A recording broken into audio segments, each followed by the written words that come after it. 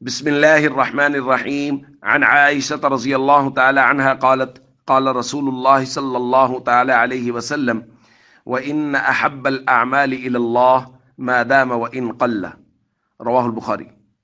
نبی کریم صلی اللہ علیہ وسلم نے ارشاد فرمایا، بے شک اللہ کے نزدیک سب سے زیادہ پسندیدہ عمل وہ ہے جو دائمی کیا جائے، ہمیشہ کیا جائے، چاہے وہ تھوڑا ہی کیوں نہ ہو۔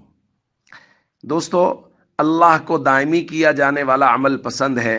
مثال کے طور پہ ایک آدمی ہفتہ کے بعد جمعہ کے دن 7 پارے تلاوت کرتا ہے، جبکہ دوسرا آدمی روزانہ 1 پارہ تلاوت کرتا ہے، تو معال کار کے اعتبار سے دونوں نے ہی ہفتہ میں 7 پارے تلاوت کیے، لیکن اللہ کے نزدیک اس شخص کا مرتبہ زیادہ ہے، اس شخص کا عمل زیادہ پسندیدہ ہے جو روزانہ 1 پارہ تلاوت کرتا ہے، چونکہ یہ دائمی عمل ہے، یہ ہمیشہ کر رہا ہے۔ دوستو، یہ حدیث پاک نفلی عبادات کے متعلق ہے کہ ان کو دائمی کیا جانا چاہیے۔ بدقسمتی دیکھیے ہمارے معاشرہ کی کہ ہمیں یہ حدیث پاک فرائض کے متعلق بیان کرنی پڑ رہی ہے کہ بھائی، جس طرح رمضان المبارک میں ہم فرائض کی پابندی کر رہے ہیں، غیر رمضان میں بھی ہمیں فرائض کی اسی طرح پابندی کرنی چاہیے اور دائمی اور ہمیشگی کے ساتھ فرائض ادا کرنے چاہیے۔ جس طرح رمضان میں مساجد کی رونقیں بحال ہیں، غیر رمضان میں بھی مساجد کی رونقیں بحال رہنی چاہیے۔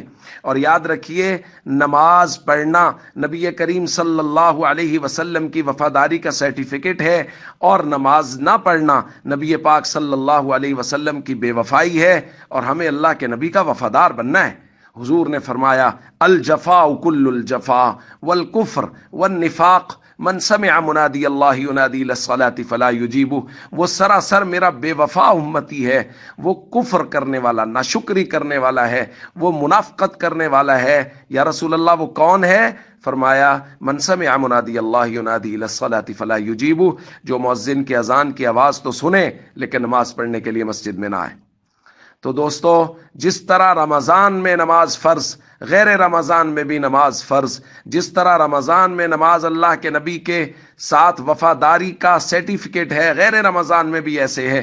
تو ہم سب کو چاہیے ہم اللہ کے نبی صلی اللہ علیہ وسلم کے ہمیشہ وفادار بنیں، اور اس کے لیے ضروری ہے کہ پابندی کے ساتھ نماز پڑھیں، ہمیشہ نماز کی پابندی کریں۔ جس طرح رمضان میں مساجد کی رونقیں بحال ہیں، غیر رمضان میں بھی مساجد کی رونقیں بحال رہیں، اور ہم لوگ پورا سال کبھی بھی شیطان کو اپنے اوپر غالب نہ آنے دیں، کبھی بھی نفس کے دھوکے میں نہ آئیں، نمازوں کو پابندی کے ساتھ ادا کرتے رہیں، چونکہ یہ اللہ کا حکم ہے اور نبی کریم صلی اللہ علیہ وسلم کی وفاداری کا نتیجہ ہے۔